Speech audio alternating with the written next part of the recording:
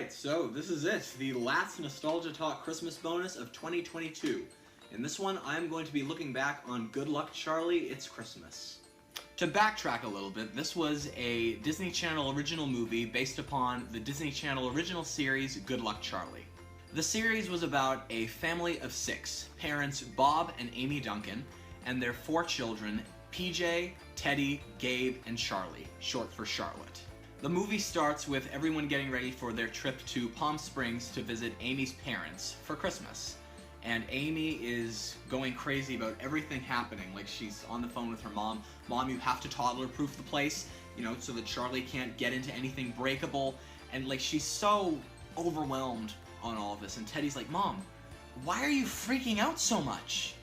And Amy says, because this is our first Christmas in Palm Springs. And Teddy's like, so? What's going to Palm Springs got to do with anything? And Amy's like, what if we miss all the things that make Christmas what it is? And Teddy's like, what are you talking about? Like, why is her mom, you know, overreacting so much? And Amy's like, you know, what about making pancakes in the shape of little Christmas trees or the star? And that's explained that Bob, every Christmas Eve, Bob takes the youngest Duncan in his arms and carries whoever one it is, because they have so many kids, up to the top of the tree to hang the star up. Teddy's like, yeah, that's nothing. And Amy's like, that means so much to your little sister Charlie. So Amy gives it to Charlie and says, now what do we do with the star on Christmas Eve? Charlie puts the star in her mouth. And Amy's like, no, we don't eat the star. So Charlie's like, screw it, throws the star. And she's like, no, we don't throw the star either. So even Charlie doesn't give a damn about the star. Then in comes PJ, who buys 2 Christmas swimsuits for him to wear while he's hanging by the pool in Palm Springs. And he says, I can't wait to get to sunny Palm Springs, where the only thing that's frozen are the slushies. And then Bob comes in with a stroller, and he says it's completely convertible. If I push this little button right here, the whole thing retracts. And he pushes a button on the stroller, but the handle stays up. PJ and Bob also don't care about the star. And so Amy goes over to Gabe, who's playing a video game. And she's like, Gabe, and Gabe's like, I'm playing Galaxy of Death 2. And she's like, how is it that you're already playing your Christmas present? Now, for anyone who hasn't seen Good Luck Charlie, Gabe, for the longest time on the show, is known for being something of a troublemaker. So he says, did I say Galaxy of Death 2? I meant Galaxy of Death 1. Because to play 2, I'd have to figure out where you hid the presents, secretly unwrap mine, take the game disc, blah, blah, blah, blah, blah, blah, blah. And Amy says, how important is the star on the tree tradition to you? Gabe says, how important do you want it to be? Amy says, wouldn't be Christmas without it. And Gabe's like, okay, then it's important to me. Amy, tell your sisters that. And Gabe, I'll call random strangers and tell them that. So Amy's a little bit pleased that Gabe is taking it more seriously, although let's be honest, I think he was trying to get rid of her. But she can't find the star anywhere. She's like, Christmas is ruined. And meanwhile, Bob's trying really, really hard to get the stroller, you know, to retract, but it's just not working. He keeps pulling muscles, and then Teddy's best friend Ivy comes in, and she says, ooh, 2 plane rides to exotic destinations. Apparently, Ivy and Teddy are planning on spending spring break in Florida on the beach at Ivy's aunt's house. And Ivy's like, well, you know, you gotta tell your parents about spring break. Teddy's like, well, I'm looking for a good time right now. Obviously, what's happening now is not a good time. And Ivy's like, okay, but you got 2 weeks, otherwise you're gonna be spending spring break on that couch. So Teddy attempts to tell Bob, but she says, Dad, why is everyone so on edge, and why is Mom freaking out about that stupid star on the tree tradition? And Bob says, because sometimes the thing that you focus on isn't the thing that's causing all the stress. That doesn't make any sense, honestly. And Teddy's like, well, what is causing all the stress? Bob's not sure what to say, so he says, it's the first time that we're spending Christmas at your grandparents' new place in Palm Springs. So what's the big deal? Bob says, when I married your mom, your grandmother thought I was an idiot and that I ruined her daughter's life. Now I can prove her wrong. I think that this is going to be my year. So in comes Amy, and Teddy says to her mom, Ivy and I have this awesome opportunity. Her aunt lives in Florida on the beach. Can I go with her on spring break? And Amy's like, that's a great idea if you were 23 years old. You are not going all the way cross country with an adult. And Teddy, such a teenager, she's like, Mom, that's so unfair. Amy's like, we are not spending another minute discussing this. But Teddy doesn't give up. The next morning at the airport, can I please go with Ivy to Florida on spring break? And Amy's like, no, but Teddy won't stop. And then Bob's like, okay, if you are responsible enough to buy your own plane ticket, you can be responsible enough to go to Florida on your own. Teddy's like, but Dad, I have to buy the tickets next week. Bob's like, ooh, not so easy being an adult, is it? So there we go. There's your first attempt right there. Gabe's a little bit anxious about the metal detector. And Bob's like, I'm sure you'll make it as long as you're not smuggling anything. As soon as Gabe goes right through the metal detector, he's got his video game console strapped to his stomach. And PJ's like, why would you smuggle a video game if you don't have a controller?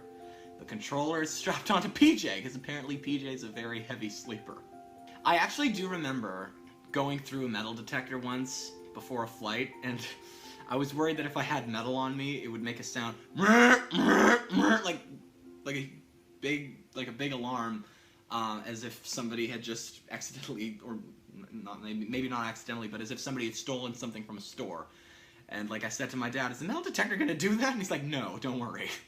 So the Duncans are ready to board. They make it onto the flight. Gabe's got his video game with him. Sneaks the disc onto PJ's neck. You didn't even bring the game with you. Yes, I did. Gabe's smart. I won't lie. Gabe is a smart kid. And then the flight attendant comes over the loudspeaker and says, we are overbooked by 1 seat, and we are inviting somebody to come and get a plane ticket for any destination that they want. And Teddy opts to be that one, and Amy and Bob are like, what are you doing? Teddy's like, I'm going to gonna get my plane ticket for Florida for free, because they offered a free ticket. Meanwhile, Bob is still trying to work the stroller, because the flight attendant says, can you please retract that stroller? Probably not without pulling a muscle, can you? So Amy follows Teddy off the plane, and Teddy gets her free ticket, and the person who gives it to her says, let's see if we can get you on the next flight out of here to Palm Springs, which should be on December the 26th. Amy's really, really pissed off by that, and Teddy's like, hold on, I'll handle this. You don't really mean that, do you? Because then Christmas will be over. And she says, it's the only flight that's not fully booked. And Amy's like, oh, I think we can do a lot better. And they get kicked out of the airport. So where do they go from here? They live in Denver. Palm Springs is not too far away from Denver, but at the same time, it's a long trip if you don't really have a plan. So their first attempt is a bus. But on the bus, Amy gets a little nauseous. And Teddy's like, well, I have a bag of magazines if you, maybe you're just a little tired. Amy vomits in the bag of magazines and continues vomiting on the rest of the bus ride. Meanwhile, Bob, Charlie, PJ, and Gabe make it to Palm Springs and see their grandparents. And Petunia, Amy's mom, says, where's my daughter and Teddy? Bob says they're on a bus. And right away, Petunia just belittles Bob, as if, just like how Bob pictured it. She says, you couldn't kill enough bugs to get a few extra plane tickets.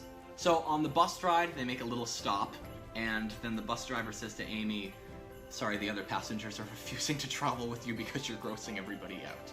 So now what? They go to a car rental place to try to get a car, but they don't really have anything available except an old Yugo. That's very cheap, actually, so they decide to take it, and they attempt to drive the Yugo to Palm Springs and get stuck in a snowstorm. But unlike Jack Frost, they do make it out of that.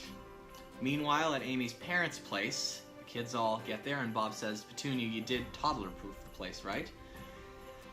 She says yes, but honestly, she didn't really do that good of a job at it, because Charlie really does kind of run over to all the Christmas stuff, kind of really enthused by it, and Bob's like, look, any chance we can put this stuff away? You had kids, right? Petunia says, yes. Ours were well behaved because we knew how to parent them. So Amy and Teddy decide to call it a night and sleep in the car in some kind of parking lot of some sort. But just as they're getting ready to leave, the car literally falls apart to pieces. So now what? They're in front of a diner, and still on their way to Palm Springs, they overhear these two people saying that they're going to Vegas. Amy's like, we are not hitchhiking. Teddy's like, it's only hitchhiking if they're strangers. Well, they are strangers. They won't be after we buy them breakfast. So they go into the diner, sit next to the two people, who introduce themselves as Sue and Stan. So when the waitress comes to take everyone's order, Amy orders pretty much everything on the menu. Like, when it comes to toasts, all toasts. And so, you know, when they're done eating, you know, Stan kind of looks at Amy like, what the hell? And she's like, are you going to eat that? Stan says, it's my napkin. She's like, yeah, but there's jelly on it. Meanwhile, at the grandparents' place, Charlie touches one of the things that she's not really supposed to be touching. Bob tries to stop her by taking it out of her hand, but Petunia just blames Bob for touching it and puts Bob in a timeout. That's a little weird. A grown man in a timeout for being a parent. To be honest, she didn't even see the whole thing. She didn't even ask questions. She just assumed that he was behind it. Meanwhile, PJ returns from being at the pool entirely red. And he's like, don't worry, I was wearing this. Pulls out a bottle of something that he thinks is suntan lotion. Bob's like, PJ, this isn't sunblock, it's suntan oil. Well, what's the difference?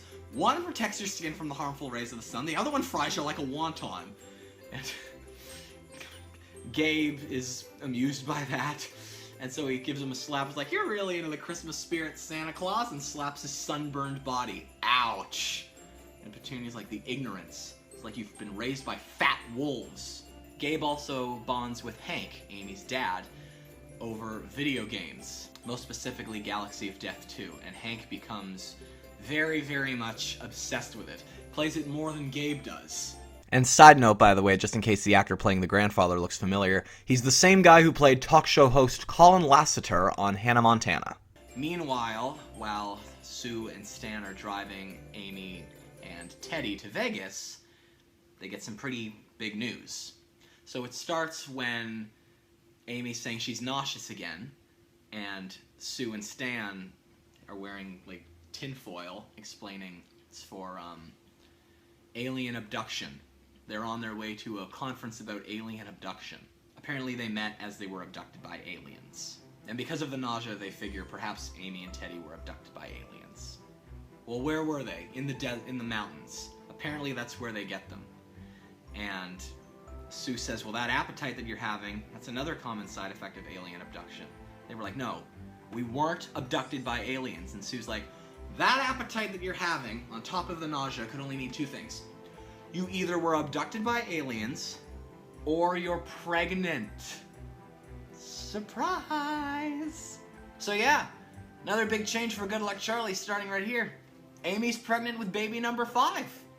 So they make it to Vegas, and as they get there, the moment that they get there, this girl goes up to them and says, do you have change for food? And Amy gives her just like a coin. And Teddy's like, Mom, can we talk about you being pregnant? 5 kids, really? So Teddy's a little bit annoyed at the fact that there's another kid, because it'll probably be a little chaotic. As they're talking about Amy's pregnancy, their luggage gets stolen. So they're in a little bit of a trap now.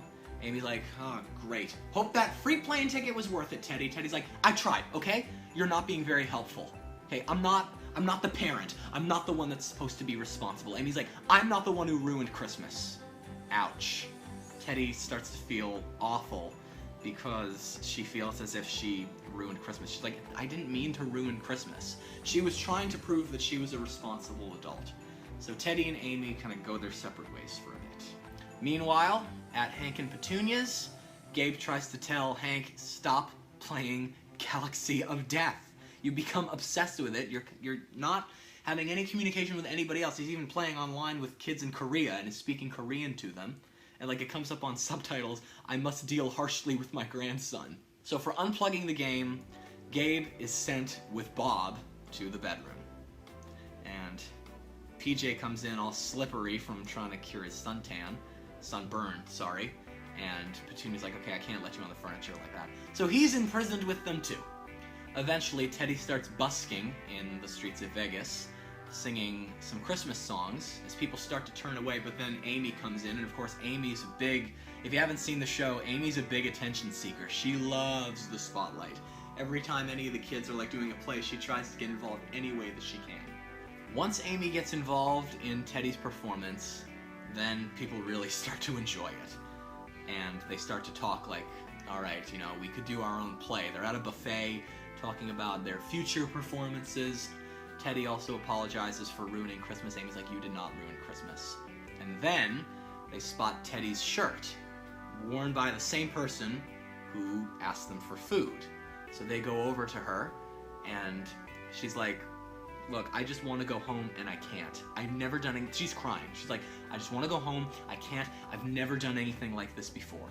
So this girl, her name is Jordan, explains that she wanted to go to a music festival in Vegas, and her mom told her that if she goes, she may as well bother never coming back, because she's not responsible enough to go on her own. Teddy's like, I've heard that before. Amy says, I've said that before. And so it's like, why don't you call your mom? It's Christmas. Jordan's like, what if she doesn't talk to me? Amy's like, maybe she needs to hear from someone else. So she phones Jordan's mom, and turns out they have a lot in common. Jordan's mom is pregnant. They both love The Bachelor. And Amy says, Jordan, somebody wants to talk to you. And so Jordan is able to go home, but she doesn't have a ticket. Teddy gives her hers. She says, it's brought me a lot of trouble, but if it gets you home for Christmas, it's worth it. So now they're kind of stuck again. So Teddy phones Bob and says, look, we're trying to make it. We're in Vegas now. And they're all hanging by the pool. And Bob's like, no, we'll come and get you. So he asks Petunia, can we borrow your car? We have to get to Vegas. The girls are stuck. And Petunia says to Hank, Hank, you need to drive them to Vegas to pick up the girls. You got to drive to Vegas to pick up the girls.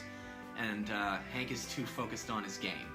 And Gabe's like, yeah, he's not coming out of there anytime soon. So Petunia allows them to drive the car, and she's like, you're not going to leave me here alone, are you? Bob's like, look, I haven't got time to make the car seat work. Could you watch Charlie? So Petunia spends Christmas with Charlie.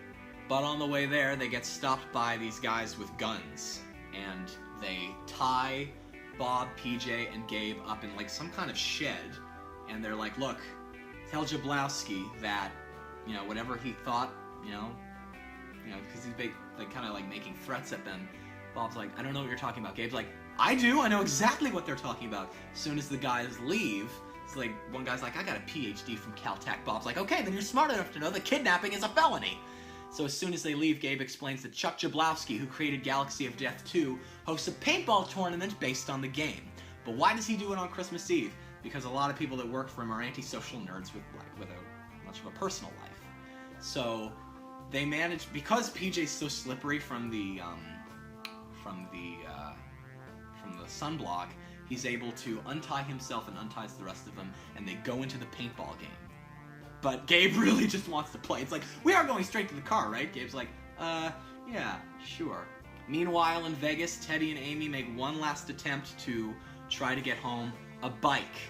They find a bike shop that's open on Christmas Eve, and like at this point it's Christmas morning actually, but like midnight. So they get a bike and start making their way to Palm Springs, while Bob, PJ, and Gabe are in this paintball game. And Bob and PJ are eliminated, while Gabe escapes them shooting him. Basically, it's like real life. You're shot, you're dead, but it's with paintball. I mean, paintballs, I've never played paintball, but it's pretty painful, I can tell. Or should I say, really painful.